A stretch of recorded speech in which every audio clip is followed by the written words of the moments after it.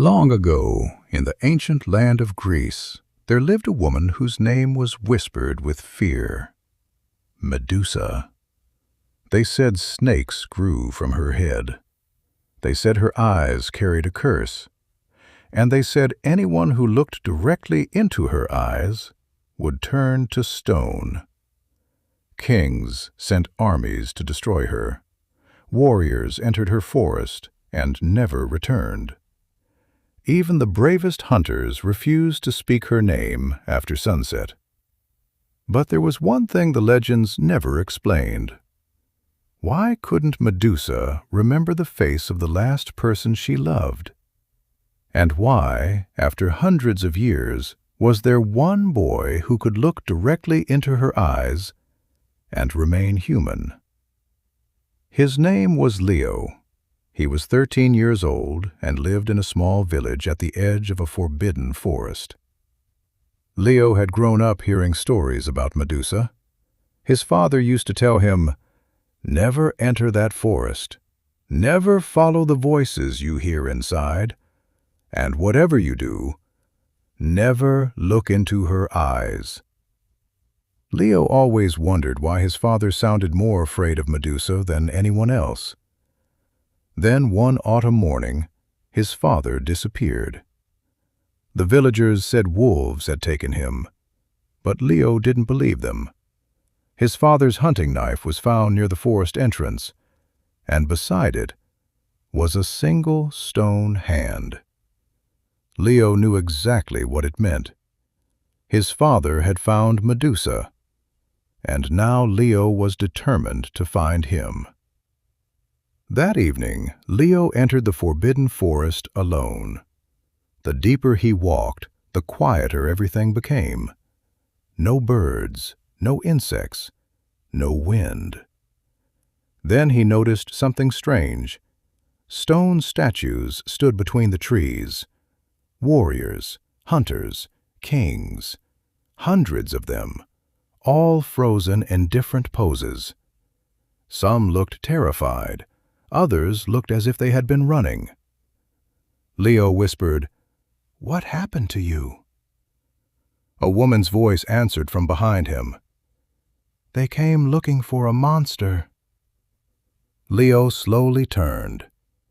There she was, Medusa. Her hair moved with dozens of living snakes. Her skin was pale. Her eyes were covered by a dark cloth. Leo froze. "You..." Medusa raised her hand. "Don't come closer." Leo swallowed. "Are you Medusa?" She nodded. "You should leave. I came looking for my father." Medusa became completely still. "What is his name?" "Marcus." For several seconds she said nothing.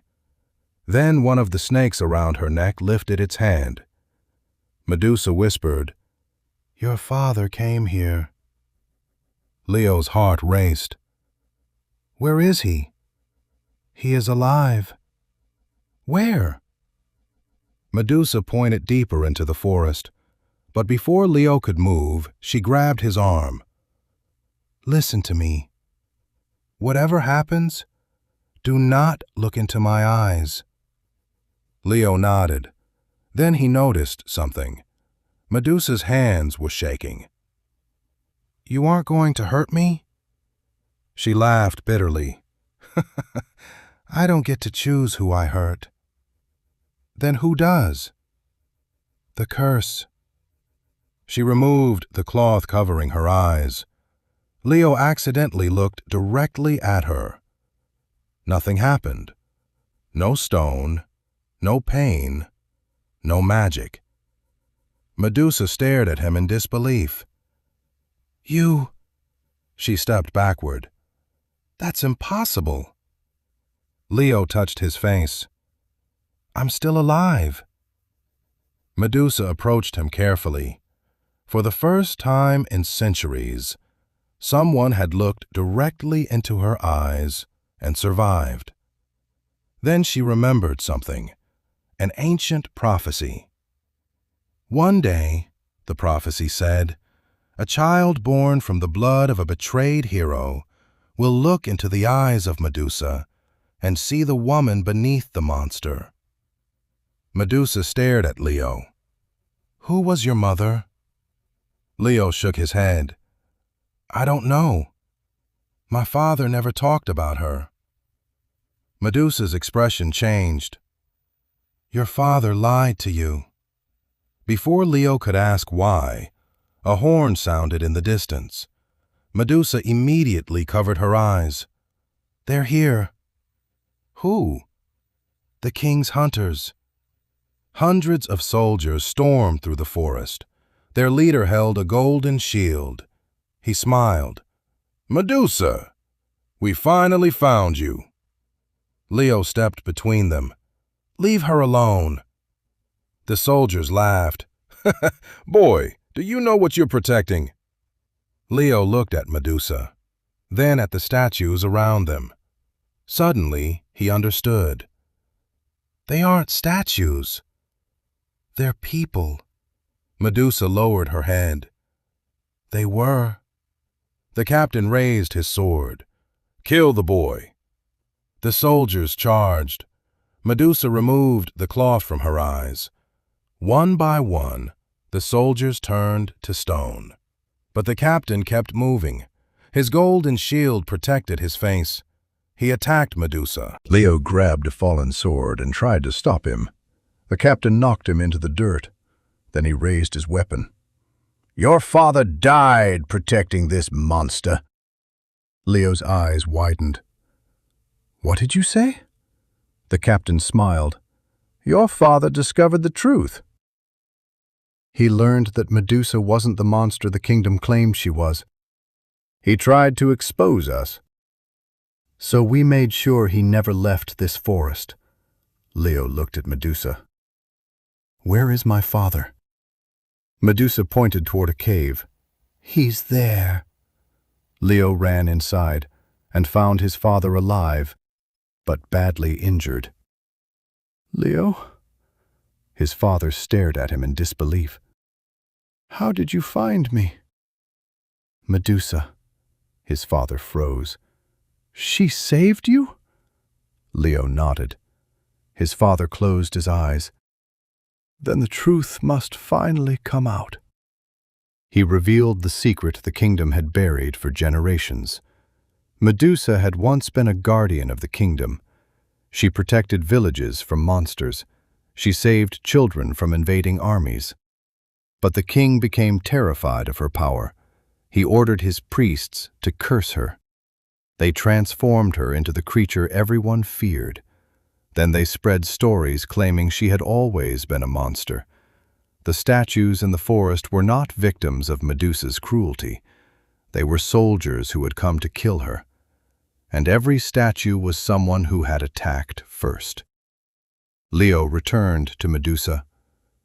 "You were never the monster." Medusa smiled sadly. "Does it matter?" Leo looked around at the forest. "Yes." The king's soldiers returned. This time the king himself came with them. He carried an ancient golden spear. "You have caused enough trouble," he said. Medusa stepped forward. "Why are you still afraid of me?" The king smiled. "Because you are the only creature capable of revealing what I have done." He threw the spear. Leo stepped in front of Medusa. The spear struck him. Medusa screamed. But Leo didn't fall. The spear shattered. A brilliant golden light erupted from his body. The entire forest began to shake. The stone statues started cracking. One by one, they returned to life. The warriors opened their eyes. The hunters dropped their weapons. The king stared at Leo. "What are you?" Leo looked at Medusa. "I don't know."